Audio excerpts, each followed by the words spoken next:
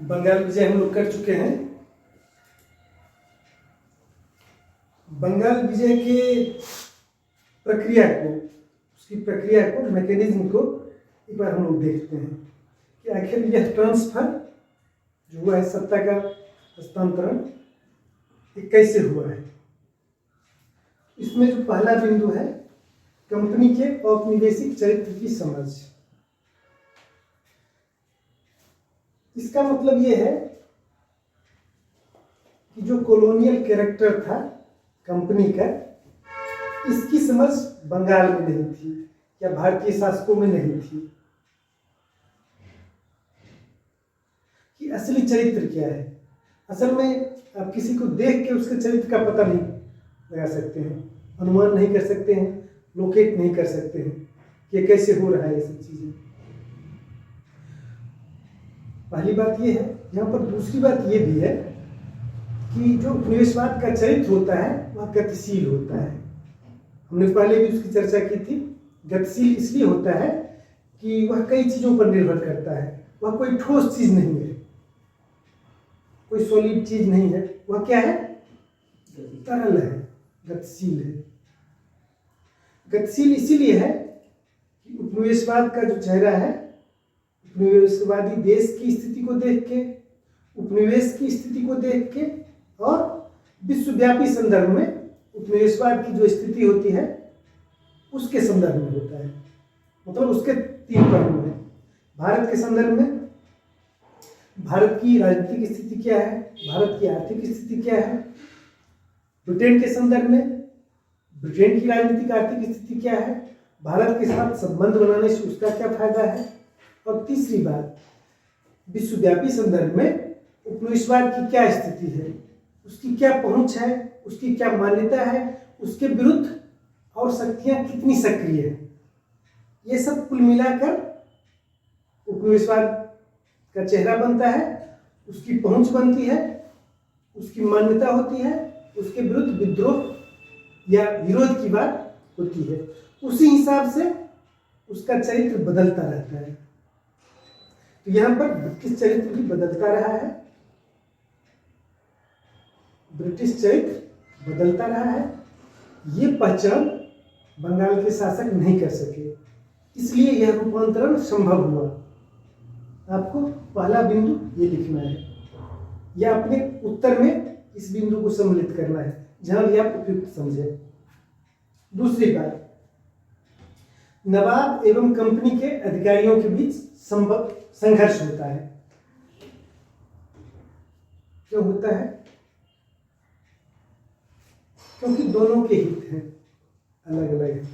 नवाब का हित अलग है और कंपनी के अधिकारियों का हित अलग है। कंपनी के अधिकारी चाहते हैं कि जो चुंगी मुक्त व्यापार का संधि हुआ था या फरमान जारी हुआ था, तो उसकी व्याख्या हम अपने हित में करें। जो कंपनी के अधिकारियों का व्यवहार है उसका केवल आर्थिक पहलू ही नहीं है, उसका राजनीतिक पहलू भी है। उसका एक प्रभुसत्तावादी पहलू भी है। मतलब जो भारतीय प्रभुसत्ता है या बंगाल की जो प्रभुसत्ता है, उसको भी ये कहीं न कहीं प्रभावित कर रहा है। कंपनी के अधिकारियों का व्यवहार, मान लीजिए आप जिस राज्य में रहते हैं वहां के शासक की बात आप नहीं मानेंगे तो निश्चित रूप से आप उसकी सत्ता को चुनौती दे रहे हैं। यह चुनौती अधिकारियों के द्वारा दी जाती है बंगाल के नवाब के प्रति। इसीलिए दोनों के बीच संघर्ष होता है।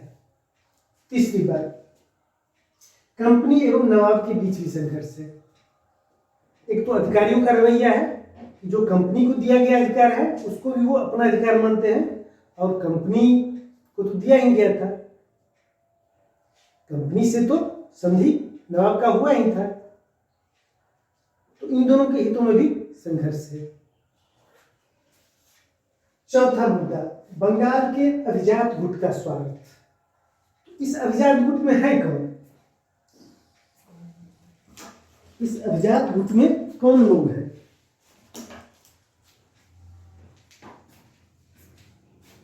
मान लीजिए ये एक वाहन है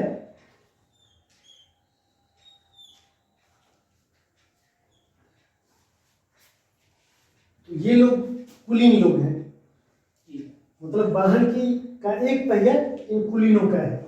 दूसरा कौन है? जमींदार लोग, दूसरे जमींदार लोग हैं। तीसरा व्यापारी लोग हैं। चौथा बैंकर लोग हैं। पांचवा हिंदू मुत्सद्दी एक कम्युनिटी है वहां पे, जो आर्थिक और राजनीतिक रूप से बहुत ही प्रभावी है बंगाल में। आमतौर पर बंगाल की राजनीति में इन पांचों का वर्चस्व है, आर्थिक मतलब अर्थनीति में, राजनीति में, दोनों में इस समुदाय का वर्चस्व है। अब यहां पर क्या होता है कि बंगाल का नवाब बहुत लंबे समय तक इन पांचों तत्वों में समन्वय स्थापित नहीं कर पाता है।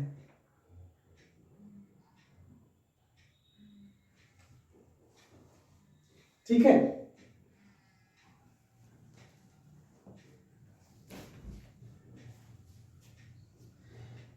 अब यदि बैलेंस यहाँ पे ऐसा नहीं है केवल इनका नवाब से ही संघर्ष था, इनका आपस में भी संघर्ष है इन तत्वों का। ये प्राय एक गुट त्याग करके दूसरे गुट में जा मिलते हैं। इससे क्या होता है? शक्ति संतुलन बदलते रहता है। अब ये लोग जो ही किससे मिले? कंपनी से मिले, त्यों ही शक्ति संतुलन चेंज हो गया। अब ये चीज, ये कारक इतना महत्वपूर्ण है, यदि और कारक सब संभव नहीं हो तब भी केवल इस एकल कारक से, इस सिंगल फैक्टर से बंगाल की सत्ता परिवर्तित हो जाती है। ठीक है, ये कारक इतना महत्वपूर्ण है, मतलब इस कारक ने इस सत्ता के अंतरण में, ट्रांसफर ऑफ पावर में महती भूमिका निभाई। इसको बहुत अच्छे से समझ लीजिए। यह पुराने किताबों में नहीं मिलेगा, लेकिन इग्नू में मिलेगा आपको ये चीज। ये इग्नू में है और बहुत ही विद्वान लोगों ने लिखा है, इसको हमको मानना है। अगली बात वही है, देसी अभिजात प्लस कंपनी का गठबंधन। आप जानते हैं कि जो कंपनी का हित है, उसी हित को ये लोग भी सपोर्ट कर रहे हैं। और ये जो गठबंधन बना है, बंगाल के वर्तमान शासक के विरुद्ध है। इसीलिए यह गठबंधन, यह पावर ऑफ बैलेंस परिवर्तन के पक्ष में है। इसीलिए परिवर्तन होता है। जब जब ये परिवर्तन होता है, बंगाल की सत्ता परिवर्तित हो जाती है। आपको एकदम ध्यान में रखना है इस चीज को। अगला बिंदु बहुत महत्वपूर्ण है। प्राय परंपरागत इतिहासकारों ने